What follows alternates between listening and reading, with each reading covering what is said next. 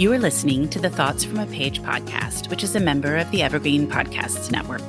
My name is Cindy Burnett, and I love to talk about books with anyone and everyone. While listening to my podcast, you will hear author interviews, behind-the-scenes conversations about various aspects of the publishing world, theme discussions with other book lovers, and more. For more book recommendations and a complete list of all of my interviews, check out my website, thoughtsfromapage.com, and follow me on Facebook and Instagram at Thoughts From a Page. In 2022, I would love for you to join my Patreon group. I offer at least 2 bonus episodes a month and a monthly advanced read and pre-publication author chat. For those on Facebook, I host a special Patreon Facebook group where we all chat books. Thanks so much to those who already participate, and I hope you will consider joining us. Today, I am chatting with Annabel Monaghan about Nora Goes Off Script. Annabel is the author of 2 young adult novels, A Girl Named Digit, optioned by the Disney Channel, and the sequel, Double Digit. She is also the author of Does This Volvo Make My Butt Look Big?, a selection of laugh-out-loud columns that appeared in the Huffington Post, The Week, and the Rye Record. Nora Goes Off Script is her adult debut novel. I just recently released my summer reading list, which includes all sorts of great recommendations for summer 2022. Nora Goes Off Script is on the list, and you can find a link to the entire list in the show notes. I hope you enjoy our conversation. And now for a quick break. For the last year, I have been focusing more on my health and eating habits. In connection with that, I have started drinking AG1 in the morning. When I started drinking AG1 daily, I could feel a real difference in my health and energy levels. That is because AG1 is a foundational nutrition supplement that supports your body's universal needs like gut optimization, stress management, and immune support. Since 2010, AG1 has led the future of foundational nutrition, continuously refining their formula to create a smarter, better way to elevate your baseline health. I recommend AG1 to all of my family and friends because the company has a team of doctors and scientists. It is tested for 950 contaminants and is NSF certified for sport. It is formulated based on the latest science, and it maintains high quality standards. Thanks AG1 for sponsoring my show. AG1 is a supplement I trust to provide the support my body needs daily. If you want to take ownership of your health, it starts with AG1. Try AG1 and get a free 1-year supply of vitamin D3K2 and 5 free AG1 travel packs with your first purchase. Go to drinkag1.com/thoughtsfromapage. That's drinkag1.com/thoughtsfromapage. Check it out. And now back to my show. Welcome, Annabel. How are you today? I am great, and I'm so excited to be on your podcast. I am so glad you're here. I absolutely loved Nora Goes Off Script, and I know we've been communicating on social media, but it's nice to actually get to speak to each other. Well, thank you. I'm so glad you liked it. Well, and huge congrats are in order. You had a starred review from Publishers Weekly and Booklist, and you're a June Indie Next pick. You must have just been thrilled to pieces. It blows my mind, all of it. It has been so exciting. And just to have anybody respond positively to something that came from your heart, it's such a good feeling. One of the things I love about Bookstagram is having books put on my radar. And I feel like Nora Goes Off Script is one of those books that months ago, it started just popping up right and left. And everybody who I follow that I usually line up well with was like, oh, this book is so great. Oh, this book is so great. And it's really fun to see that happening and then to pick it up myself and also love it. It'll be on my summer reading list. I just thought it was fantastic. Oh, wow. Thank you so much. Absolutely. Well, why don't we start with you just talking a little bit about Nora Goes Off Script for those that won't have read it yet. Okay, so it is a story about Nora Hamilton, who is a screenwriter, and she writes a movie about her divorce. And when it's filmed on location at her home, she ends up falling in love with the actor who plays her husband in the movie. So, that's the elevator pitch. But it's a lot about, life imitating art and art imitating life, because she's writing a movie about her real life. How did you come up with the subject matter for this one? Well, it came in from a lot of different directions. And I think that maybe I'd been thinking about it for a long time. In 2019, I was sick in bed for a while, and I sort of got hooked on the Hallmark Channel. Those, 120-minute made for television romance movies. And I would sit there and I'd watch like 2 and 3 in a row. And I'd think to myself, like, wait, isn't that the same movie, just like with slightly different details. Last time she had a cupcake store, and this time she has a ballet studio, but isn't that the same guy? Like, I just couldn't get over how it was the same movie over and over again. And I ended up actually waiting until the end to see the credits, to see who was writing these movies. Because I thought maybe it's just the same person who keeps doing this. And I just sort of ran with it. I started wondering what kind of a person would want to write the same kind of movie over and over again with these very idealized towns, idealistic towns, and very just, it's like kind of selling a female fantasy that we're all trying to pick up on. And that's where Nora came from, because I was just wondering what it would be like to be a woman who writes these movies, to support her family, if she'd never actually been in love. So that's where that came from. Well, it was an interesting time for me to read this book because I've never been a Hallmark movie watcher, but I find myself watching them regularly now because my dad has Alzheimer's. And the show is one of the things that he can really watch that will settle him, which is so interesting to me. So I end up sitting with him a fair amount of the time and watching these movies. And I do struggle a little bit because they are the same movie over and over again. But it's also made me really wonder, like, what it is about those movies that make him more settled or more comfortable. Well, I find that fascinating, actually, because, it was a great comfort to me when I was like, I couldn't read or anything, and I just wanted something low stakes to entertain me and sort of take me out of where I was.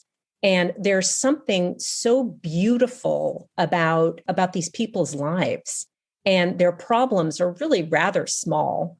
And, these women support themselves on jobs that are basically hobbies. I like making cupcakes now. I'm a cupcake magnet. Oh, I'm going to support my family making custom wreaths to sell to my community. And, they all have marble countertops and these gorgeous houses. And I'm like, wow, how many custom wreaths can you really sell in a season to make that happen? In this tiny town. In this tiny town, Right. I mean, there are only so many front doors. Exactly. I mean, just do the math. But, the families come together, and the relationships between the parents and the protagonists are always very beautiful. And if they're not, they're always resolved. I can understand how it's a comfort. I think that's right. And the news is so incredibly stressful right now. And whenever he watches the news, it's coming out in his dreams and in other fears that he has. So I think you're probably right. It's just something that's very happy. There's not going to be something horrible happening that then really stresses him out. Yeah, I think they're probably very good for our mental health. Yeah, that's probably true. Was it so much fun to write this book? I loved all of the humor sprinkled throughout. Are you funny in real life? I like to have a good sense of humor. I think things are funny. I think just about everything's funny. That's just how I look at things. So that's a very fun way to live. I had more fun writing this book than I've ever had doing anything else in my life. I wrote it during quarantine, during, very dark times when I wasn't quite sure that the world was a going concern. So I just sort of escaped into my laptop and just laughed. I really had a great time writing it. Well, I had a great time reading it. I just thought you brought everything together: humor, a wonderful protagonist, this great relationship, a town, a job that actually is of going concern. Just so many different things that worked really well together. One of the things I liked so much about the book was the way it resolved. And obviously, this is spoiler free, but not just the resolution itself, but the way it came about. And I have seen so many other people say that as well. Did you always know how it was going to end and how you would get there? Or was that something that it took you a while to get there as you were writing? I had no idea. I had no idea. I knew how it was. I knew if it was going to be a happy ending or not, but I had no idea how I was going to get there. And the way I got there sort of came to me on a walk in the woods, which is pretty much how everything comes to me, is just walking in the woods. Everything about writing this book surprised me because I didn't really anticipate even Nora's development, how she was going to sort of dig herself out of a sadness that she felt. And I ended up being really proud of her. Like, I was really cheering for her, just sort of picking herself up and moving in the right direction in her life. So yes, that surprised me as if I had not written the book myself. Well, I loved it. And I thought it worked very well. And it wasn't something that I expected. So just all the way around, it worked very well. Wow, thank you.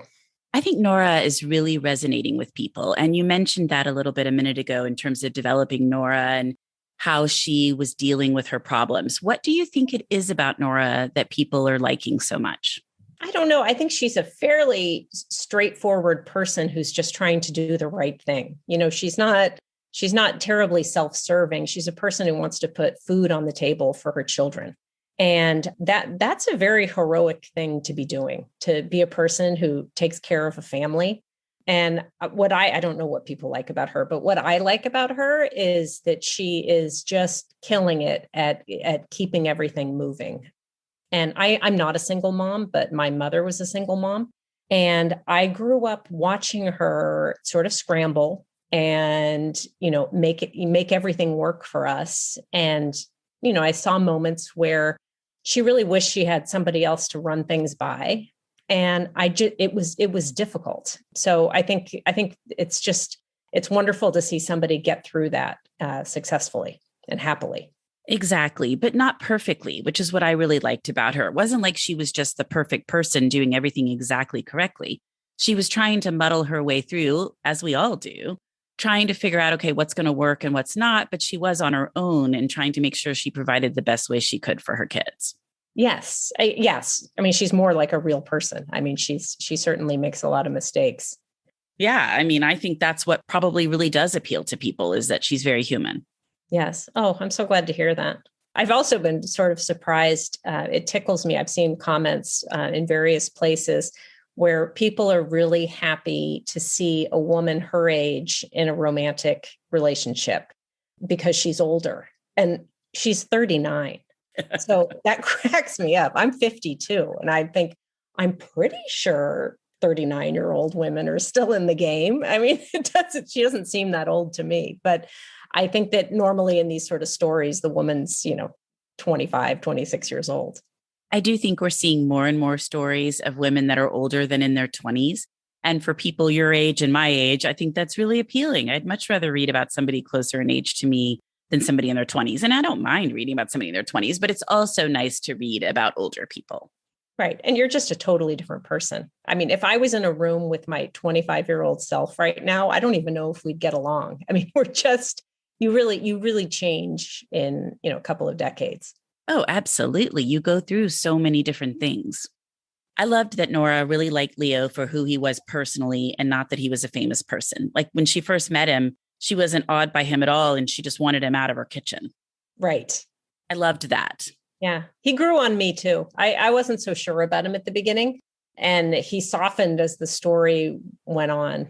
I fell in love with him a little bit myself. I did too. He was really delightful as the book progressed. And again, that was part of the issue with when things went wrong for them. You're like, wait a minute. But again, that's why I really liked the resolution. And that's another thing, when you're a parent, the things that you might find attractive about somebody change. Periodically I'll see my husband helping my kids with something and I'll think, God, that is so attractive because boy, do I not want to do that myself. There's something about somebody stepping in with your children and helping out that is more attractive than, being the sexiest man alive. Absolutely. Or having a different perspective or being better at something than I am. Kind of back to the discussion about Nora not having anybody there or your mom not having anybody there to bounce it off. It's nice to have that second person to both split the duties and also to be able to talk through difficult things. Oh, gosh, it's invaluable. Well, who is it harder to write, Nora or Leo? Nora, actually. Leo just sort of wrote himself. I found that to be quite easy. And everything he said and his comments and his reactions just came kind of naturally. With Nora, I started sort of going off the rails because I was so crazy about Leo that I had to remind her that she was a mother. Like I had to have her children walk through the room and ask her for a meal or a ride or whatever they were doing, because just to remind her of who she was. So I think Leo was easier to write. Okay, I love that. That's pretty funny. You're like, I'm having to rein Nora back in. Yes. I mean, you can see how you'd go completely bananas for this guy. But meanwhile, somebody's got to get that chicken in the oven. Well, it's back to what we were talking about before. The children are going to come first, but sometimes in a new situation like that, it's a little hard to remember that always. Oh, yes. I mean, you can imagine someone might lock all their children in a closet before he leaves. I might. I don't know. So this is your first adult fiction book to write. You have written essays and you have written YA. Was there a big difference? Yes. I think there was. I think that when I was younger, I was writing YA. First of all, I love YA. I like to read YA. But I think that it was a little bit easier for me because there was distance from my own life. So I was writing about a 17-year-old girl. And my perspective on that came from my perspective as a 17-year-old girl. And that's a long time ago, and we can laugh about that and whatever. But I think it took me a while to get to a place where I wanted to write about what it is to be a mother and what it is to be married. And, all the things that, I'm still currently dealing with. It's very difficult to write a book without revealing a lot about yourself. And I don't know that I was really ready to do that until now, but it's been very satisfying and I really, really enjoyed it. Will you do it again? Oh, yeah. Are you kidding? I'll do it. I'll do it until they wheel me out of the nursing home. So many more books will be coming down the pike. Oh, I just would hope so. I mean, I'm working on one now. I have an idea for a third. It doesn't feel like work at this point. I just feel, and maybe this is because I'm older, but I'm just getting so much joy out of it. I love working with my editor. I love my publisher. I just love the whole process. It's been a lot of fun. I think it's interesting when you're older and you find something that you love so much. I think you appreciate it more because you've been doing other things. I mean, you have been writing already, but you've been doing other things with your life, at least for me, like finally ending up where I am now with all of these wonderful book related things that I do. I just find it such a joy. And people are like, you're so busy. And I'm like, but I love it. I mean, it's so much fun. Yeah. There's something about being busy where all the things you're busy with are things you want to do rather than things you have to do. That just feels very good. It's a happier kind of busy rather than, having a bunch of chores. Well, and you enjoy what you're doing versus having to be like, oh, I've got to get through this contract. I was a lawyer before, or I've got to, get this back to the client. And it's not something that I absolutely loved versus this is so much fun talking about books all day. Right. Right. And I think every year that we get older, there's just less fear of failure. Like, who cares? Like, let's do our best and not worry too much about what people are going to think or if it's a disaster. I find it very freeing to be this age. That's a great point. And I think you're exactly right. And you're doing it more for yourself, or at least I am. I'm like, it's wonderful. I can talk to all these people, but I really like what I'm doing. And I do it for me because I enjoy it and because I love highlighting authors and getting them out there in the world. But it's not something that I'm worried about what other people think most of the time. Yeah. And if you're joyful doing it, you're just sort of throwing that feeling out and it comes back to you. I wish I had just done something joyful to start out with when I was 21 years old. I agree. But then you wonder, would I have really appreciated it then? I wouldn't have been able to do it. Exactly. I was such a hot mess. I mean, I wasn't ready. Yeah, I think that's right. Well, I love your website. And one of my favorite things to look at was the list of things that people don't know about you. Oh, I read Pride and Prejudice about every other year. So I was thrilled to pieces that you read it every year. It's my favorite Jane Austen story and really one of my favorite all-time books. I laugh out loud. I just love it so much. There are lines in that book that I just tickle me. So I have a very important question, and there is a right answer. Which screen adaptation do you like better? Oh, that's a good question. The only one I can remember is with, I can't think of two. Well, I love the BBC one with Colin Firth. That's my favorite. That's the one. It's Colin Firth. And there's a Keira Knightley one, but they didn't stay faithful to the story at all. So sometimes people say they like it better. I'm like, but then you haven't read the book closely because the BBC one is so good and it really follows the whole story. Yeah, it's so good. Yes. There you go. That was the right answer. Oh, I want to watch that again. I know. I watch that once a year, actually. So it's just so good. And Colin Firth is so good in that. Oh. And you also mentioned you're in 6 secret Facebook groups. Okay, we have to talk about that. Well, it's a secret. I don't know what kind of secret.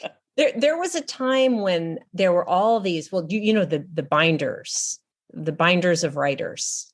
That's a secret Facebook group. I don't even know the binders of writers.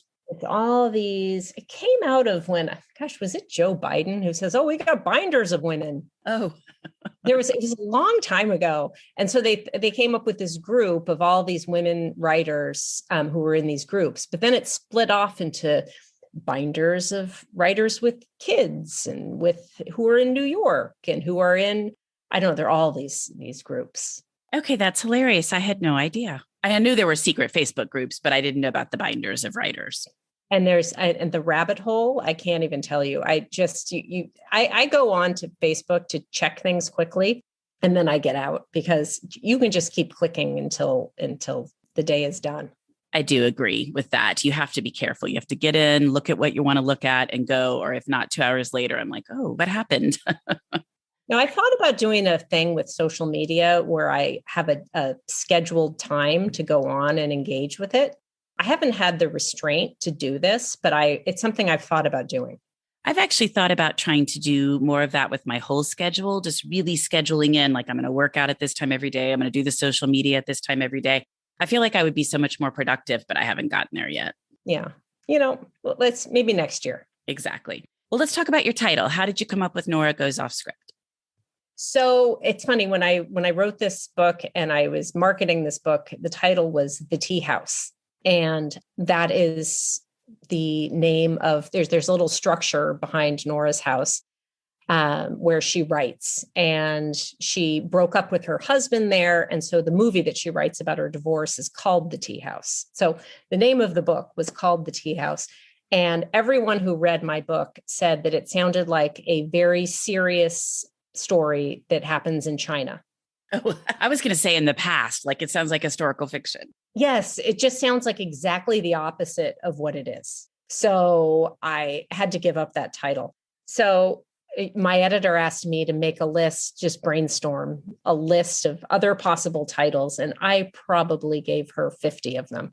And this was one of them. So this is the one they picked. And I like it because I do like how she is a person who is in a very regimented life. She has her day wired so that she can survive, and she goes completely off script from what she'd planned for herself. So I like the title. I love the title. I think it's perfect for the book, and it does make you think it's going to be about what it's about versus, as you said, the tea house, sending people thoughts of China or the past. Yes. I'm not good at titles. I admit it. Every time I come up with one, it doesn't work. That's one of the things I've really learned through doing this podcast is how much people tie into titles and covers both, but that really sends signals. There's some titles that sound like thrillers. There are some titles that sound like rom-coms. There are some titles that sound like historical fiction, or they're set elsewhere. It's really interesting how your mind will key into those things. Yeah, I think it's interesting too. The other thing I find really interesting is how much other people are experts in this kind of thing. Like there are people who are great at picking the title. There are people who know exactly what the cover should look like. And I think it's important as an author to stay in your own lane. Like I have opinions about things, but the people who are experts in cover design, I'm not going to tell them what to do. Like, how about I'll write the book and then you guys do all that other stuff that you're an expert at? Well, and how many people along the way are involved in the book and are experts at little parts of it? As you said, the cover, the title, the interior of the book, the editor, the publicist, the marketer. I mean, there are so many roles to get your book out into the world. And that to me wasn't really a surprise because I knew, I guess, most of those roles existed, but just the process and the reason why it does sometimes take so long, because there's a lot involved. There's a lot, and they do a lot for you to support your book. I mean, the care that goes in. I just got my first box of books delivered to my house and opened it. And even just taking off the cover and looking at the actual book, the care that went into the design of that, it's incredible. A lot of love goes into a book. And I think you got to let everybody do their own job. I think that's a great point. Well, before we wrap up, I would love to hear what you've read recently that you really liked. I've read so many things I've really liked. A lot of them are coming out soon or not out yet. Are those okay answers? Absolutely. I love knowing those because it gives me a list of what's coming up in case I haven't caught something. Oh boy. I mean, it just like blown my mind. In September, The Matchmaker's Gift by Lynda Cohen Loigman is coming out. And it's magic. It's like the best way to describe it. It's a dual timeline with a grandmother who has a gift for matchmaking. She can pick your soulmate, and a present day, her granddaughter is looking for love. And the story goes back and forth, and it is just fantastic. I've heard such wonderful things about it. And through my Patreon program for the podcast, we do early reads a month ahead and then meet with the author before the book comes out. And she's my August pick. So we're going to get the book in July or August and then meet with her in August before it comes out in September. Oh, gosh. Can I come on again so we can talk about it? Absolutely. You can join us. It is so good. That's what I keep hearing.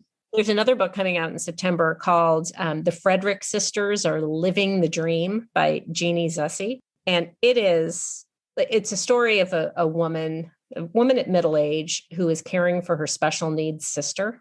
And it's funny and it's heartbreaking and sort of ends up, you're like, well, who's really taking care of who here? It's just a wonderful book about sisters and family. That sounds great. And I don't know that one. See, that's why I'm happy when people start talking about books coming out in the future, because I'm like, oh, I need to add that one to my list. Oh, no, you're absolutely going to love it. Okay, good.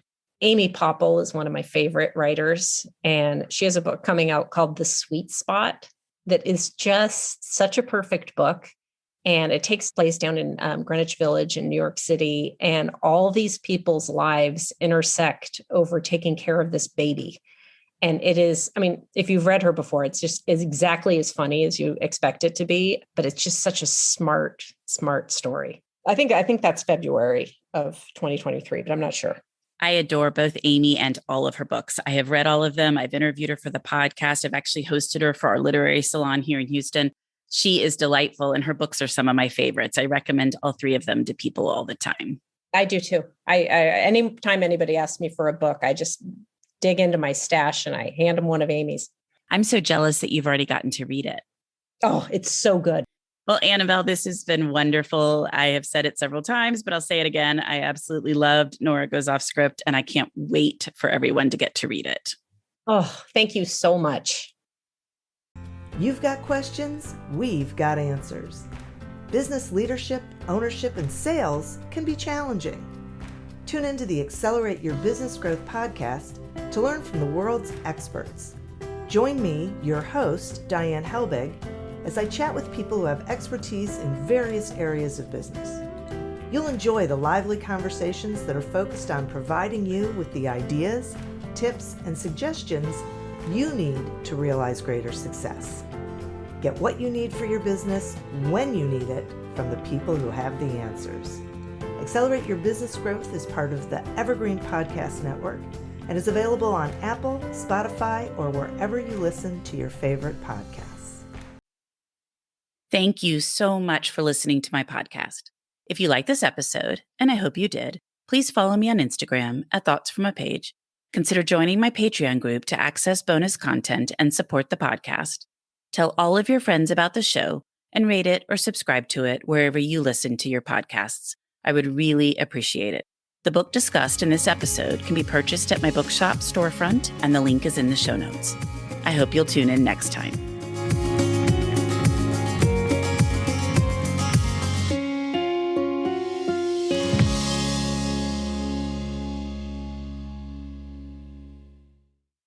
You've got questions, we've got answers. Business leadership, ownership, and sales can be challenging. Tune into the Accelerate Your Business Growth podcast to learn from the world's experts. Join me, your host, Diane Helbig, as I chat with people who have expertise in various areas of business. You'll enjoy the lively conversations that are focused on providing you with the ideas, tips, and suggestions you need to realize greater success. Get what you need for your business when you need it from the people who have the answers. Accelerate Your Business Growth is part of the Evergreen Podcast Network and is available on Apple, Spotify, or wherever you listen to your favorite podcasts.